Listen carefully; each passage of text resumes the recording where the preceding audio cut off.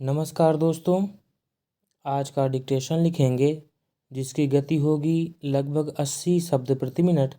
Dictation start होगी 5 second बाद। Start. क्या सचमुच हम सभ्य समाज में जी रहे हैं या यह सिर्फ भ्रम है?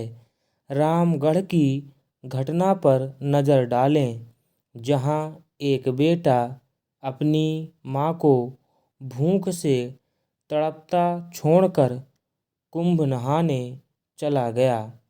दूसरी ओर मध्य प्रदेश में एक अपराधी जिसने पहले भी 2 बार बलात्कार और हत्या जैसे जघन्य अपराध किए, फिर एक बार नाबालिग को शिकार बनाते हुए पकड़ा गया।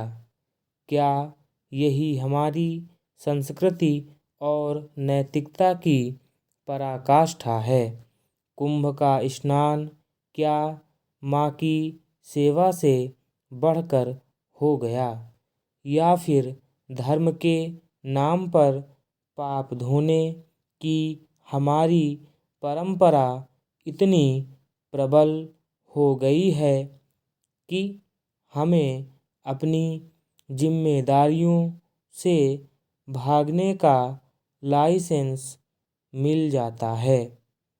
माँ, जिसे देवी का दर्जा दिया जाता है, गीता, वेद, पुराणों में सबसे ऊंचा स्थान दिया गया है, वही माँ जब बूढ़ी हो जाती है तो उसे भूखा प्यासा घर में बंद कर दिया जाता है।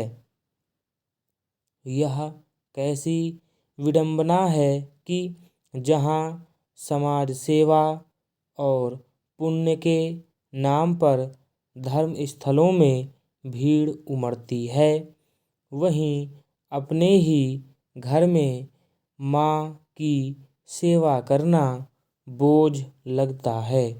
वहीं दूसरे मामले को देखें, एक बलात्कारी जिसे सजा होती है, जेल की हवा तक खाता है, वह फिर एक बार जघन्य अपराध करता है।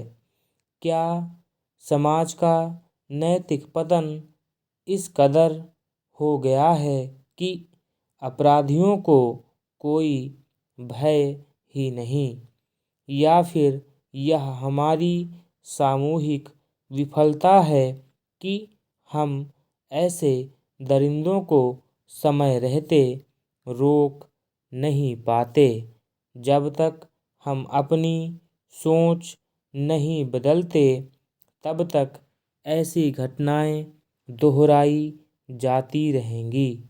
समाज में नैतिकता और न्याय की दुहाई देने वाले अक्सर तब चुप हो जाते हैं जब असल में आवाज़ उठाने की ज़रूरत होती है। एक दिन स्वामी विवेकानंद ध्यान में डूबे हुए थे। जब आंखें खुली तो सामने बैठी एक महिला ने कहा, स्वामी जी, आखिर ऐसे जीवन का क्या अर्थ जिसमें दुख ही दुख हो? मैंने बचपन से दुखों का ही सामना किया है। अब मैं मात्र ईश्वर को पाना चाहती हूँ। यह कैसे संभव है?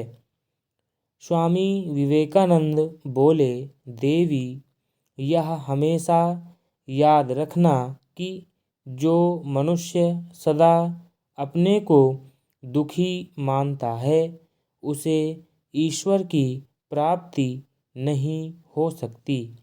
यह सोच आसुरी भावना को जन्म देती है। महिला बोली, लेकिन जीवन में जब दुख है तभी तो मैं आपसे यह कह रही हूँ। दुख घृणित और परेशान तो करता ही है। स्वामी जी ने जवाब दिया, देवी, बहुत कम मनुष्य इस बात से परिचित हैं कि दुख के साथ सुख और सुख के साथ दुख लगा हुआ है। स्टॉप।